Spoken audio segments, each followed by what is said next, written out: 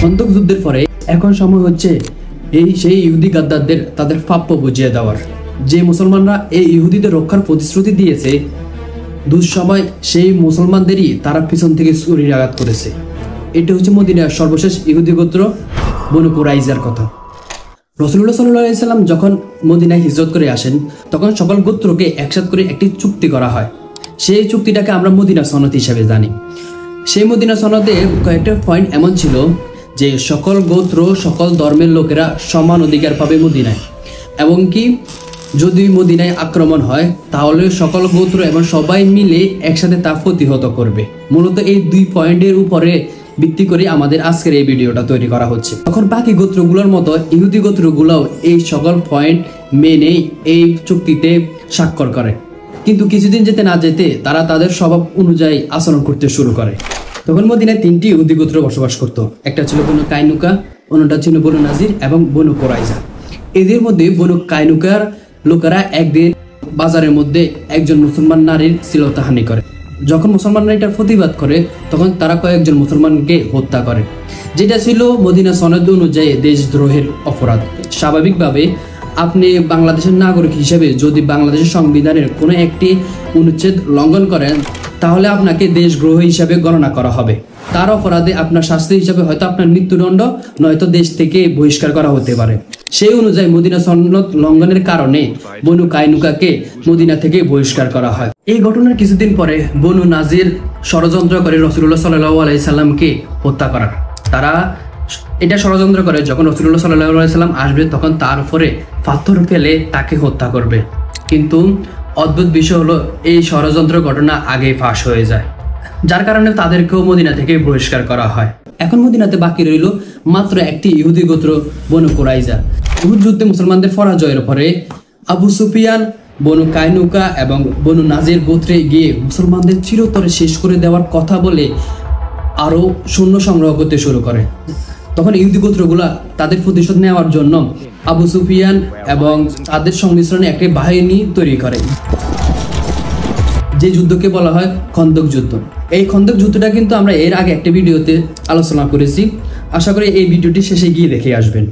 খন্দক যুদ্ধে মুসলমানরা ছিল খন্দকের এই পাশে এবং ইহুদি সৈন্যরা ছিল ওই পাশে, যার কারণে মুসলমানরা একটা সেফ পজিশনে ছিল। যখনই তারা মুসলমানদের উপর আক্রমণ করতে আসতো, তখন মুসলমানরা তাদেরকে তীর মেরে হত্যা করে ফেলতো।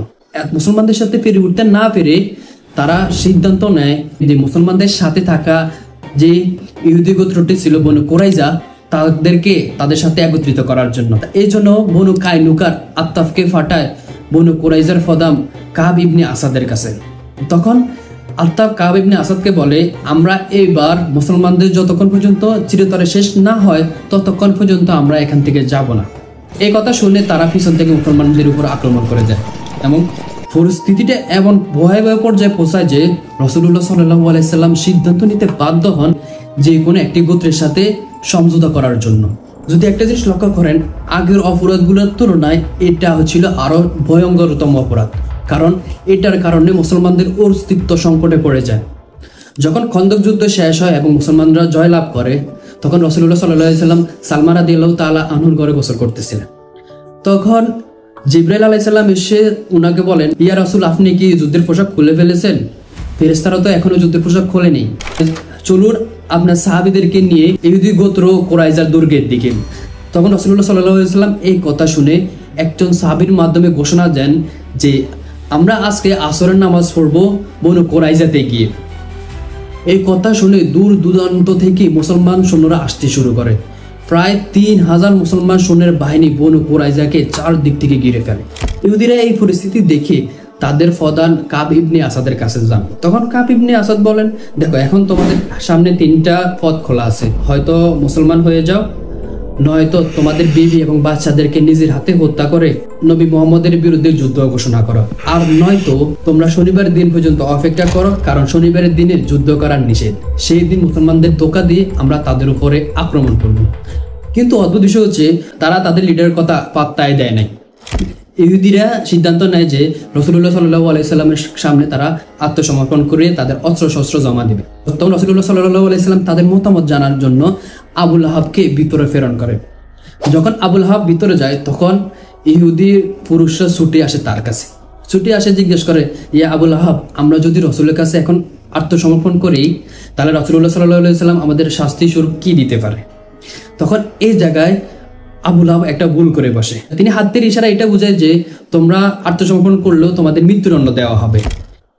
এর কিছুক্ষণ পরে তিনি উপলব্ধি করতে পারেন যে তিনি অনেক বড় ভুল করে ফেলেছেন, কারণ তাদের বিরুদ্ধে কি শাস্তি হবে সেটা সিদ্ধান্ত নেওয়ার ক্ষমতা শুধু একমাত্র আল্লাহ ও তার রাসূলের আছে। তখন তিনি সেখান থেকে গিয়ে মসজিদের নববীতে হাত দুটো উপরের দিকে দিয়ে একটি খুঁটির সাথে নিজেকে বেঁধে নেন, আর এটা সিদ্ধান্ত নেন যতক্ষণ পর্যন্ত আল্লাহর পক্ষ থেকে তার ক্ষমা না আসে ততক্ষণ পর্যন্ত তিনি সেখান থেকে যাবেন না।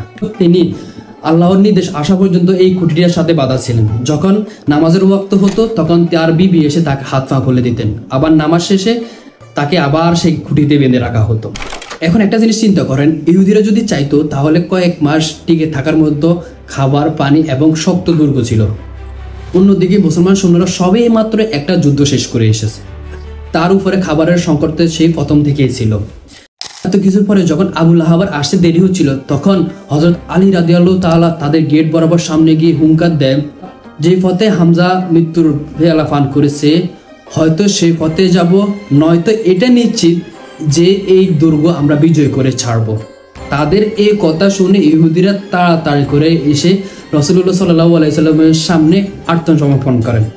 তখন রাসূলুল্লাহ সাল্লাল্লাহু আলাইহি সাল্লাম নির্দেশ দেন, নারী, শিশু এবং অক্ষম পুরুষদের এক পাশে সরিয়ে নিয়ে পুরুষদেরকে বন্দী করার জন্য, কেউ যাতে এই বিচার কার্যের উপর আঙুল তুলতে না পারে এই জন্য রাসূলুল্লাহ সাল্লাল্লাহু আলাইহি সাল্লাম তাদের বিচারের ভার তুলে দেন সাদ ইবনে মুআয রাদিয়াল্লাহু তাআলা আনহুর হাতে।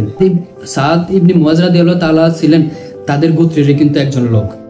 তখন সাদ ইবনে মুআয রাদিয়াল্লাহু তাআলা সবাইকে জিজ্ঞেস করেন, আপনারা কি আমার বিচারের উপরে সন্তুষ্ট কিনা?